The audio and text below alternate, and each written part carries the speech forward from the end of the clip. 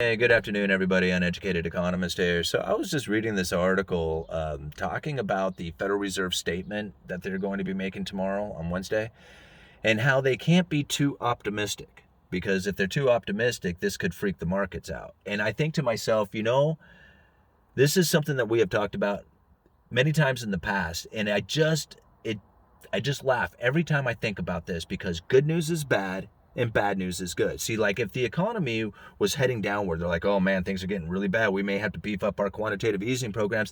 Everybody would just be like, woohoo! And they would run out there and start buying up treasuries and they would be buying into the stock market thinking that the Federal Reserve is going to be printing up all this money and there's going to be more asset price inflation and everybody's going to be praising them, talking about how awesome they are. And I'm thinking, well, you just realized they talked about there being bad economy and having to do something about that, right?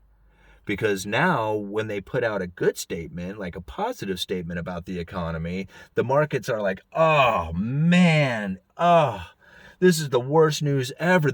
It's doing good. Oh, the Federal Reserve is going to start changing their stance. They're going to go into quantitative tightening, or they're at least going to do some kind of reversal in their stance. They're going to lift interest rates. Oh, this is the worst news ever. What are we going to do?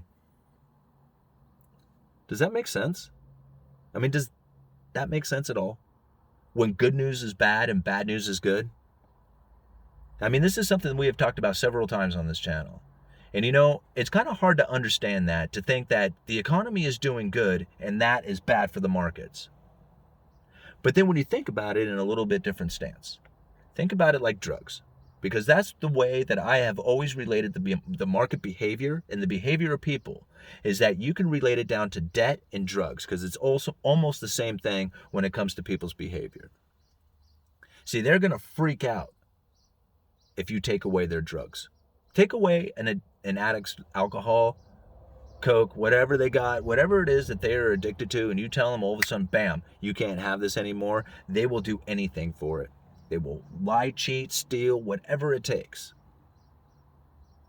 Now, if you have somebody who is addicted to debt, you have a situation that is addicted to debt, you have everything is dependent on how many more credit cards, house loans, car loans, how many more treasuries you can sell. If everything is based off of debt on how much you can get, the moment that you reverse the debt issuance, the pain begins to set in.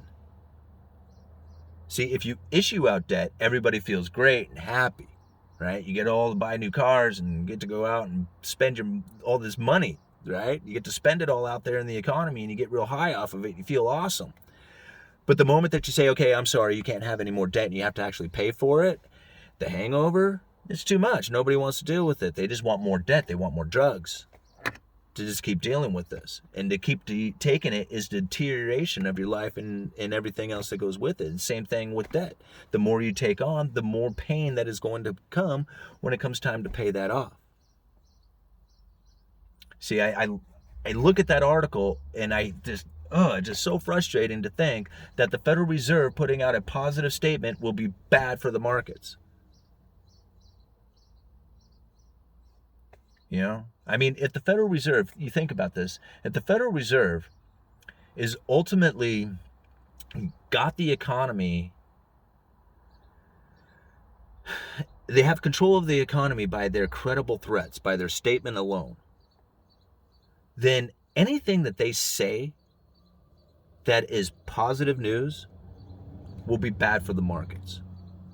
And anything that they say that is negative will be positive for the markets. So they can control the markets by stating on how well the economy is doing. It seems very strange to me that if they are willing to state how good the economy is rolling, like things are just awesome as heck, in order to keep the markets from turning up, to go higher. Doesn't that seem weird? That they can actually cause the stock market to go in a reversal, like mortgages to go in reversal, all that other stuff to go in reversal by stating how awesome the economy is. Like they'd be like, man, it's rolling so good. We are this close. We are this close to raising interest rates. You know how the rest of the markets would react to that? They would dump everything. it would be like, oh man, we're out of this game. If the Fed isn't buying, we're out of here. If they're not printing, we're quitting. It's just strange to think this. This is the world that we live in. It's no wonder why so many people are getting into cryptos. It's no wonder why so many people love getting into silver and gold. You know, these things are so far out of the banking system. You don't have to, I mean, you can, if your holdings was sitting in cash, gold, silver, Bitcoin, all this paper promises out there are not even the same thing. And I know a lot of people are going to argue with me about the whole cash stance. That's fine. I already done my research on it enough to understand that if the Federal Reserve Bank fails, cash is the first lien right to the Federal Reserve balance sheet. First lien paramount right before anything else. So all the digits that you have on a computer screen or that come in an envelope or that you check on an app, those things are non-existent. That's somebody else's third-party promise to you. And I understand that cash is as well, but at least it's the first lien right, paramount right to the Federal Reserve balance sheet. After that, you got to have something that's completely away from them. And that's where gold and crypto comes in. Gold, silver, and crypto.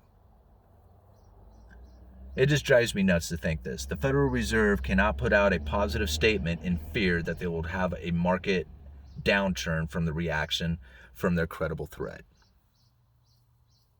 Anyway, I was just thinking about that. Uneducated economist, you guys let me know.